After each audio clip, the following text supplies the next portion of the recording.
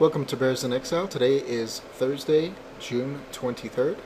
We're going to be looking at the financials, and that will consist of BAC, C, WFC, FAS, and FAZ. Now, why would we want to look at the banks? The banks are hated. They have been absolutely destroyed on this last leg down. You know, they're the cause of all of our problems, a lot of people think. And with all the stuff going on in Europe, why would we even want to look at them? Well, if the NDEs are to be believed, and short-term, long-term, mid-term, they're trying to get their stuff together about the banks.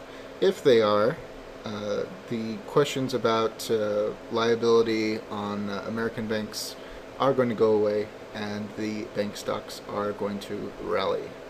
So, on the overall market, they say that techs lead the market, and if there is a heart of the market, it is the banks. So if the banks are going to rally, the market is going to rally, and that is why we're going to take a look. So here we are with C. Had a nice day. It is not a hammer, and the bar long-term moving averages are very bearish. Great separation, very ugly. To overcome this is going to take a significant move, and rightly so. So what can we see? Well, we can see that we have a crossover on the MACD. Histogram is ticking up. Secondaries are either very high or have plenty of room. So what does that tell us beyond this? Well, we don't have a clean crossover and separation of the short-term moving averages, suggesting that is not going to put too much hurt on the bar. But as this is very news-driven, if we get good news and the banks are all of a sudden free and clear, what can we expect? Well, we are at the lower price consensus right now, close right at it, and we have one up here at 41.50 and another one up here right a hair below 44. Well, if we pull out the tools, we can see on Stock Consultant's free site that C is 65% bullish. We're not logged in, so we're not going to see that. And more importantly, the resistance levels. Well, we're at resistance, single 5, not very strong. Above that is 40.25, single 3, not very strong. 41.26, double 2, not very strong. 42.74, single 1, not very strong. And 44.21, single 5, not very strong. It isn't until 45.11 that we have the 777. So 44.21, 42, 41, 40. Sounds like a lot. Well, oops.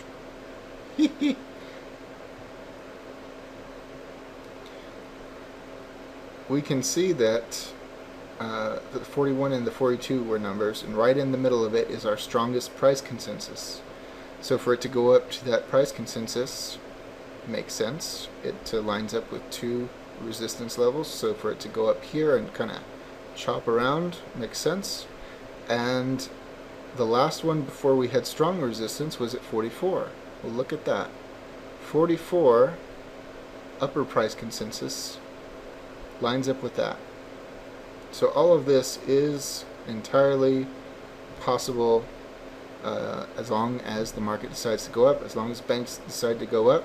We certainly have good targets at 41.50 and 44 on C. Not too shabby. And next we have BAC. BAC does not look as strong. We have more of a pinch with the Bollinger Bands, indicating a move of some type. Still have the long-term moving averages in a very strong bar, and and the price consensus levels are not as far away as they were on C. Well, secondaries pointing up, up and down. Not very compelling at first glance. If we go to stock consultant site, free version, we can see that there is 40% bullish, 60% bearish, and they have a breakdown alert. Not very nice at all. And we can also see that BAC, all the resistance levels are more tightly packed, and they're all doubles and triples. So BAC not looking too good. So I would avoid this one. So one good and one strike. WFC, Wells Fargo. We have a hammer. Not the greatest looking hammer. Almost spinning top, but the wick is long enough for it to be a hammer. And ticking up, sideways, and ticking down, mixed. So that didn't tell us very much either. So let's pull out the tools. Stock consultant, free site. 20% bullish, 80% bearish. Ugh, that sounds even worse. And once again, we see on our resistances above, triple, single, double, single, triple, plus, triple. That doesn't sound very good either. And the moving averages are already starting to point down. This one doesn't look that great either. So why are we looking at these? Well, these stocks are massively beat up. But if we look at FAS, the ETF, we see that we have a hammer, and a not too bad looking hammer either. We also have a newly crossed over MACD. The MACD histogram did tick down today. Secondaries pointing down, essentially neutral. If we pull out the tools, FAS on stock consultant site, 70% bullish, 30% bearish. And unfortunately, we do have double 10, double 6, triple plus 10, 24, 26, essentially 28. 24, 26, 28. 28 being semi-close to the price consensus, but a little bit farther than I would like. But, according to them, this is much more bullish than it is bearish, and we have a hammer. And we have positive MACD. So, if this goes up, the banks should go up with it. And if we look at FAS, we have an inverse hammer. And we have a good distance between it and the bar. If you wanted to do a kiss and retest of it, that is still a decent amount of space. We do have crossover on the MACD to the negative, and a mixed on the other secondaries. Well, so what do the tools say? Well, they're saying that FAS is 80% bullish and 20% bearish. Ugh. That's kind of a conflicting read. You can't have FAS and FAZ both bullish at the same time. Well, you can see here we are just below resistance, double 9, and then after that it's really weak. And then, but below it, which is a couple dollars below us, is the first support, which is a double 6, and at 44.5, a triple 10.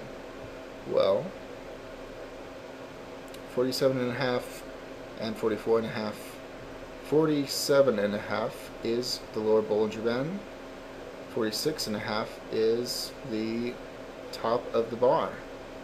So there's nothing between here and here except for those 2 points. We have 2 targets which it could meet very easily and would be bullish for banks, whether that be a touch of the Bollinger Band, touch of the upper part of the bar. It doesn't even have to get through it. If it goes down just to test this, that is nice for the banks. And I just point that out because if we have correlation that banks are going to get, even a modest bump, that is very bullish for the rest of the market.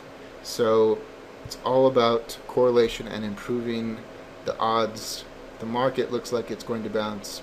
It looks like the banks are going to go up a little bit. That's fantastic. That's all about creating momentum to power some sort of a rally. And if that happens, it's at that point that we have to evaluate how strong the rally is, how far it can go, and et cetera, et cetera. It's not about what's going to happen in a month or 2 months or 5 months or 10 years or whatever. It's about what's going to happen tomorrow and possibly the day after that, to increase our odds and know what to look for and know what to expect. So when it happens, oh yeah, I was expecting that. So, so that things are not a shock, so they're not a surprise, so that when it does happen, you're already prepared for it and you already have a plan for it. So I hope that this gave a little more depth as to the first video, as to what can happen, what we should expect, and what is possible. As always, all investing decisions are your own. This chart and video are for entertainment, educational, and consumption of time purposes only. Thank you.